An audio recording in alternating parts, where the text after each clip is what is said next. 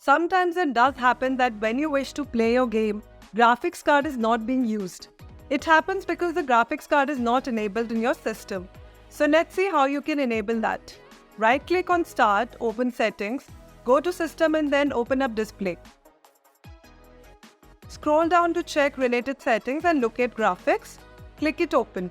You will see here all the apps installed in your computer.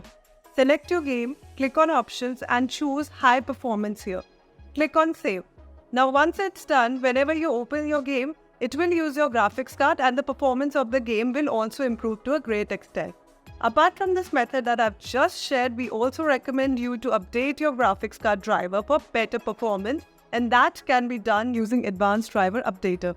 Download the tool, let it scan the computer, and finally you can either update your graphics card driver or simply all the drivers that are supporting your system. So that's it for today guys. We hope that this issue has been resolved, and for more such interesting videos, don't forget to subscribe to our channel.